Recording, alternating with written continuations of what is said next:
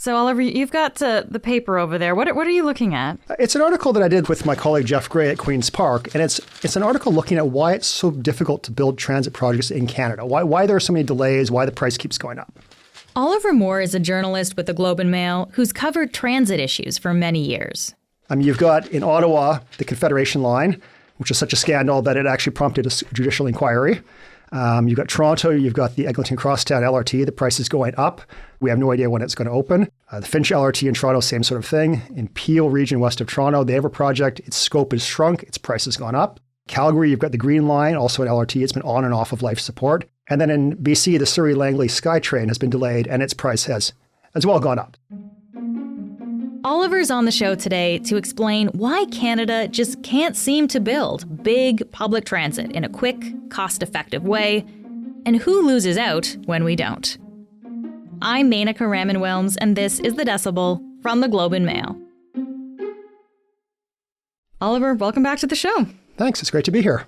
So off the top, you listed some of those projects in Canada that remain kind of in transit purgatory, right? Like started but not finished. Could we pick one of those that you listed and actually dig into that example and look at the problems it's faced? Well, the one that's really the poster child here is the Eglington Crosstown. Your listeners in Toronto will be unfortunately quite familiar with it. Yes. For those who are not, it's a light rail plan running across Midtown Toronto. It's partly buried in the center of the city. It's above ground at each end. There's actually been transit plans for Eglington going back to the early 90s, late 80s even. It was going to be a subway. It was canceled. It was rejuvenated. And eventually it started in 2011. It was supposed to be done in 2020. It's now 2025. We don't know when it's going to open. The last we've heard from Metrolinx, the transit agency that the province operates, is they will give us a 3-month sort of warning that this project is going to open. We heard that in September of 2023. It's about, 15 months later. We have not yet got that 3-month window, so we really have no idea when it's going to open. Okay. And to be fair, there's been a lot of things that happened over that time. There was a pandemic that made it a lot harder for people to work in close proximity. They just generally, created supply chain issues. There are some legitimate things there that no one can discount. There have also been a long list of construction problems, quality control issues, engineering problems. There's been court battles where the consortium of construction companies that's building the project have gone to court with Metrolinx, the transit agency. There's really just been delay. So as you say, a bit of a mess. We're like 13 years into this project, and the cost has really ballooned too, right? It's $13 billion now, which is, in transit terms, a lot of money, but not that much money. There are more expensive projects out there. But the average person hearing that, this is a gargantuan amount of money. So, you hear $13 billion and you say, what do we get for that? Well, so far you don't get anything except huge impacts at the surface level. It's been very disruptive to the city, and I think it's really caused a lot of people to question the sort of cost-benefit analysis of building transit. That maybe the result is great, but the pain now is very, very hard to deal with for some people. So this is quite an egregious example in Toronto. When we look across Canada, Oliver, are we also seeing this problem? Like, how common is this, that these projects are delayed and over budget? It's very common. That one is, Crosstown is probably the worst example I can think of, but it is very common across Canada. We've got these projects in places as diverse as Ottawa and Toronto and Peel region. We've got Calgary, we've got BC, we've got different transit agencies, different governments of different political stripes. And we have these problems again and again. Again, it's not every project in every city, but it's a lot of them. So I wonder, is this a Canadian problem, like with Canadian public transit then, that we're having an issue here? Or is this something that other countries also deal with? It's broader than Canada. It's in a way, it's too bad, because if it was just Canada, we'd say hire a consultant from the UK, bring in that company, and you solve the problem. Unfortunately, it's more broad than that, but it's not, interestingly, everywhere. Researchers who look into this say there's a really strong link between the fact that these countries speak English and their transit projects go off the rails. And obviously no one's saying that the speaking of English is the problem, but there's a cultural issue at play in some of these countries. And the cultural issue, according to the people I've talked to, the best anyone can think of is a few things. One of which is that there's been a loss of institutional knowledge in these countries. They haven't built transit enough for a long time. And so the people who should be overseeing these projects, the government and bureaucracies who should be overseeing them, have lost some of the knowledge of how to oversee a project. They've lost the knowledge of what should even be happening and how to kind of ride herd, as it were, on the construction companies. There's also a certain amount of political meddling. In some cases, locals may not want a rail line on the street, so it gets buried as a result. It becomes much more expensive. There's an element in North America, certainly, of building things more cautiously than in some other countries. You have a double subway train, trains going one direction, trains going the other direction, and between them in Canada, there'll be a firewall. In some other jurisdictions, they won't have that. That doesn't mean those places are unsafe. Many of our listeners will have gone to those cities, ridden their subway trains, and they're just fine. It's just a different way of doing it. The problem is that as soon as you add in something like a firewall, your tunnel becomes considerably bigger, and that is such an enormous part of the cost is the size of the tunnel. And the one last thing is that in Canada, there's less risk tolerance. So you've got situations where they'll run a tunnel farther below ground to keep it away from private homes so there's not vibrations that could lead to damage.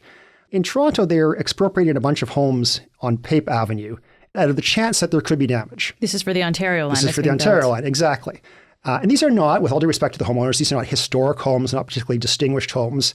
It doesn't seem likely that there's a reason why these homes are at high risk of danger. The agency itself is so erring from a place of caution. Whereas in Europe, they regularly tunnel underneath 800-year-old churches. I mean, Rome, as we speak, is currently building a subway tunnel under the Colosseum. Wow. Okay, yeah. It's a different world. Different things to consider there. The last point, though, on the Anglosphere thing is that to some extent, people say to me, they benchmark against each other. And so if you're in Canada and you look at your project and you say, boy, this project's extremely expensive. Why is that? Is that acceptable? And you look at New York and say, oh, actually, it's not so bad. New York's project is more expensive. But if you look at, say, Barcelona, you might be like, oh, actually, our project is really expensive, and maybe we need to rein in the size of the stations, rein in the glamour of the stations, that sort of thing. Okay, this is really interesting. So we're going to get into, how this actually breaks down and the reasons behind this here. But first, Oliver, can we just establish who loses out when these projects don't get built? Who loses out here? There's multiple layers of downside in this situation. I mean, politically, no politician wants to be behind a project that's causing tons of problems. And even to the extent you can blame it on your predecessor, you still don't want to wear it. The public purse loses out. As these projects go on, they get more expensive. But really, when it comes down to it, is everybody loses. Because if you're a potential transit rider, you lose because the infrastructure is not there. If you're a driver, you lose because there's things happening that are, tearing up the roads. And also that there was more traffic as a result of the fact that transit is not built. I mean, we know there's about a century of research now that says that making roads bigger, expanding the number of roads, does not actually help traffic. Those roads just fill up with cars. One of the only things that helps traffic is, other than putting a price on it, like a congestion charge in New York, is building transit. Giving people a good, robust, reliable option will actually divert some of that traffic. So even if you don't ride transit, even if you think transit's a crazy socialist scheme, you will benefit from transit being built. And so to the extent that jurisdictions struggle to build it and they risk losing the public confidence that it's a worthwhile thing, everybody loses. One of the big issues, too, when it comes to public confidence is the cost, right? Because these projects are very expensive. So just in general here, then, why do we see some transit projects where the costs just balloon so much over time? Well, the Ontario line is a new project that was started under the Doug Ford government, and it was supposed to run from Ontario Place to the Ontario Science Centre under downtown Toronto and then looping north on the east side of the city. This is a subway addition Subway in line, Toronto. yeah. I mean, partly underground, partly surface level, partly raised. But yeah, it'll look and feel like a subway, though shorter, and that's an important point we need to get to later. In 2019, the Ontario line construction was pegged at $11 billion. So 3 years later, 2022, and the cost of it, which is now construction, but also including the trains, the signaling, and 30 years of service, so the apples comparisons are difficult, has suddenly $19 billion. And that's 2022. But then 2024, so only 2 years later, and this is according to Global News, it was up to $27 billion. So it went from $19 billion to $27 billion in 2 years.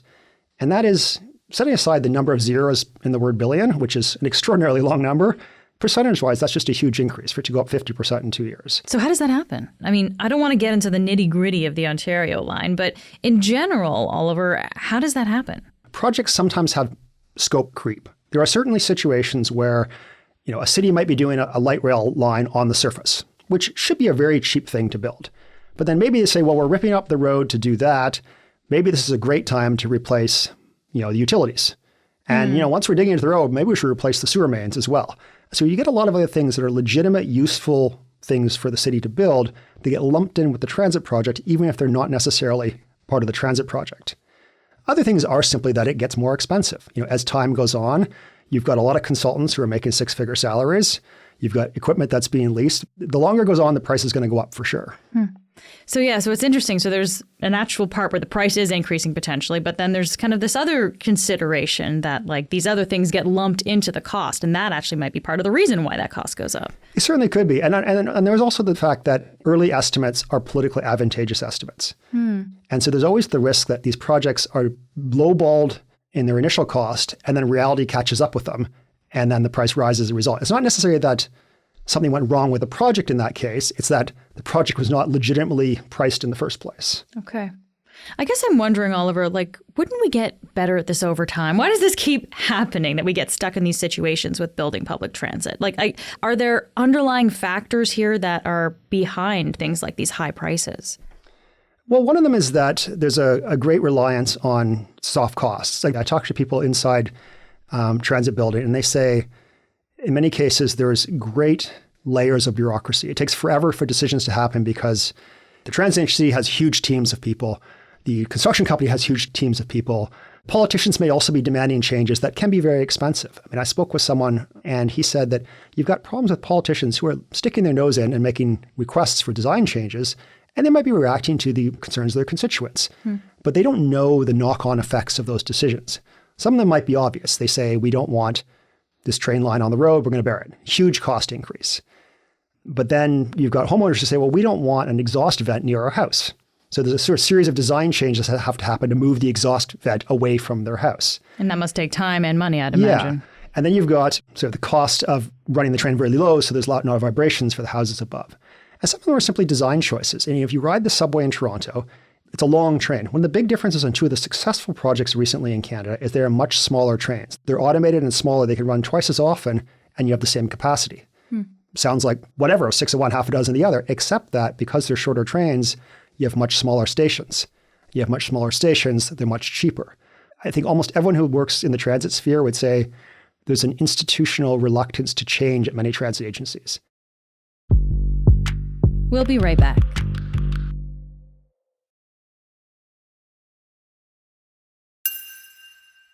All right, so let's dig into this a little bit, Oliver, because we were talking about how governments have kind of lost this institutional knowledge or don't share this institutional knowledge as much when it comes to building transit. Why is that? Well, I think one of the things that there's a lack of interest and willingness in many transit agencies to kind of learn from each other. We are going to reinvent our own wheel. In some of the big cities, this is really deep in the marrow of the transit agencies. And I think on a provincial level, they hold the purse strings, they make the decisions. I think there's less interest necessarily in looking at what other cities have done because they think, well, we can do it better. And, sometimes there are things that could definitely be improved. You look at the last project and you say, we don't want to do it that way because, the subway expansion up to Vaughan at pretty palatial stations. In the end, it wasn't an enormous part of the cost, but that cost could have been lower as a result. This is part of the Toronto subway, yeah. Exactly. And so what was learned by that? Well, if you look at the Eglington Crosstown, which is currently under construction, look at the stations. They're not particularly palatial. They're standalone, one-story, glass boxes mostly. Many real estate people would say, why don't you put a tower on top of that station? Why don't you learn something from what other cities have done and build development there, a density there? In places like Tokyo and in Hong Kong, you would never build a transit station without building housing associated with it. So that inability or unwillingness to learn from each other is actually making the project, one, more expensive in many cases, and two, leaving money on the table that you could have earned to defray the cost of the project. Okay.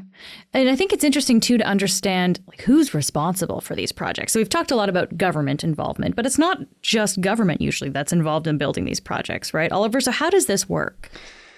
The P3 model. And I'll try to make this brief so your listeners don't all tune out. Okay. P3 stands for public-private partnership. And it's the way a lot of things get built now in the West. Before P3s, a transit agency would design a project. They would hire a construction firm to build the project. And then the transit agency would run the project. Partly to rein in costs, or the perception that it would rein in costs, the P3 model was introduced. And that involves a contractor not just building the line, but designing it, borrowing the money up front to build it, and often even operating it and maintaining it for decades. So this is a private contractor that the government has hired then, Yeah, basically. It's usually a consortium of huge construction companies. And their names that from Aecon, Ellis Dawn, and they do these projects in many cities of the world. And the idea of the P3 was that it would transfer risk to the private consortiums, to the private companies, which is a great theory. Government can say, we have set a price, And that's the price. And often the criticism was the price was higher up front because you were transferring the risk. The companies are paying for that risk and they should, they're going to charge as a result. But the argument was it was worth paying the higher price because at least we knew the price. In practice, it hasn't always worked out that way. And often what's happened instead is that when there is a dispute over a price increase, it just ends up in court. A number of jurisdictions have really soured on the P3 model in part for that reason. And in fact, so have the construction companies. They don't want to bid on these enormous $10 billion, $15 billion projects when they don't have a really good sense of what the ultimate price is going to be. So the Ontario line across downtown Toronto, it's a sort of a version of this. It's been broken up. It's not one giant contract. It's a series of more manageable pieces. And so for parts of it, the governments and the contractors will collaborate on the early design phase, and they'll iron out problems, they'll anticipate cost overruns, and then a final price tag gets set. And this avoids one of the real problems with P3s is that it forced construction companies to lock in a price before they knew all the details. And of course, as I said, it was never really locked in because you can always go to court. Yeah, and which sometimes ends up happening, as we've seen. Indeed. Yes. Okay, so it's interesting to see how this kind of breaks down between the private and the public sector. How much say, I guess, do provincial governments generally have on, a design of a public transit system? Quite a bit. You've definitely got situations where they will say, we want this to be underground, or we want this kind of train. And then they leave up to the private sector to choose the train, but often the procurement is so specific that there's not a lot of choices they could have. There's certainly cases where, since the provinces hold the purse strings, they can force changes on the cities, which might have done the plan in the first place. If you look at the Green Line in Calgary, its scope has changed repeatedly, and in part because the province has said, we're not going to give you the money unless you change the project. The Green Line in Calgary was actually killed in late 2024 because the province said to the city, Calgary's new plan wasn't worth the money, and we're not going to support it, which effectively kills it. It's back on the table with changes that the province and the city could both live with. So there's a lot of room for the province, which generally holds either the full purse strings in Toronto or partial purse strings in a number of other cities, to make their requests known, shall we say. Yeah. I'm wondering about how transit got built before, because we're talking about this now, but cities like Toronto and Montreal did build, extensive subway systems in decades previous, right? So how was that able to happen relatively more quickly then? I mean, it's interesting, the difference. And, I'm only a student of history. Obviously, I wasn't there. But it feels that there was greater willingness on the part of the transit builders to throw their weight around a little bit. And I'm sure that was very unpopular at times. If you look at Toronto's Bloor-Danforth subway line, that's the one that runs across the central city, the downtown, a lot of it is actually built a little bit north of the Danforth because there was a commercial street on the Danforth with businesses and they didn't want to interrupt that. So they just effectively bulldozed a strip of houses just north of the Danforth, built the subway line there, and then put generally parks and parking lots on top of it. It would be very hard to imagine a provincial government doing that now, though they have the power. I mean, you could force change. And there were certainly people who would say pragmatically, the province should be willing to break a few more eggs making its omelet. They might make a cheaper omelet. They might make a cheaper omelet, but as you say, there could be more opposition to it. So there are all these considerations these days they have to take into account. Absolutely. And people always were. I think to some extent, there were always these considerations, but maybe the government was just more willing to say, no, this is for the greater good. When we talk about how transit used to be built, and I think it's easy to romanticize a little bit, we used to really get things done. I mean, those people who had their homes bulldozed just off the Danforth, I'm sure were pretty unhappy about it, even if they got, I'm sure they got compensation, but that doesn't necessarily make you feel great about losing your home. It's hard to build transit in dense cities. Tokyo's great advantage, which is a horrible thing to say, but they were bombed pretty much flat in the war and were rebuilding, and they built a lot of their transit early days, and a lot of it's above ground, much, much cheaper to build. In New York, there was a famous builder in the middle of the 20th century named Robert Moses, pretty much a reviled figure now because he really threw the weight of the government around. He was talking about building through some dense neighborhood, I think in Brooklyn, and he said, you've got to go in with a meat axe. So the downside of throwing your weight around is you get up with a lot of very unhappy people. And I can see why governments don't want to do that. I can see why governments think that's unwise to do, quite apart from whether they're unhappy. It's just, is it good to anger constituents? Is that a reasonable thing to do? But the calculus on when it's right to do that and how much you're willing to anger them to get the project done, that seems to have changed. So Oliver, just to end here, we've been talking about troubled projects, but what about the transit projects in Canada that have gone well? What have they done right? Yeah, we can point to some successes. And three really that really come to mind. There's the Ion LRT in Waterloo, but that's a fairly small project. But the two big ones are the Canada Line in Vancouver and the REM, which is a light rail line in Montreal. The Canada Line is 15 years old, so perspective, but it's not that long ago. And it had the motivation or the sort of political pressure of they had to finish it by the Olympics. And the REM in Montreal had its own political pressure, which is that it was a favorite project of the premier. There was a lot of desire for it to finish. And in both cases, I'm told that helps because it smooths the waters. When things start to get delayed and start to get backed up, it's much easier to kind of have that institutional push to solve problems. Also, the pragmatism in Vancouver, they did a section of the tunneled bit with what they call cut and cover, which is they simply dug down the road, basically dig a huge trench, put a subway inside it, and fill it back up again. And that was very unpopular with the local businesses, but it's also a lot faster and a lot cheaper than boring a tunnel, which is the general way it's done. In the case of Montreal, they did a lot of it elevated, which is vastly cheaper than burying it. They reused a particular historic tunnel, which saved them a lot of money, even though I'm told they accidentally detonated a cache of explosives that no one knew was there, which caused some delays and some cost increases, but it still was cheaper. Those are hard decisions have to get made, and they're not popular decisions. And I would never want to give sort of carte blanche for a government to run roughshod over the concerns of the constituents, because this is a democracy. But it's also true that if you can build transit more cheaply, you can build a lot more transit for the same dollar. Oliver, thank you so much for taking the time to be here and walk us through this today. Always a pleasure. I wish I had a more cheerful thing to talk about.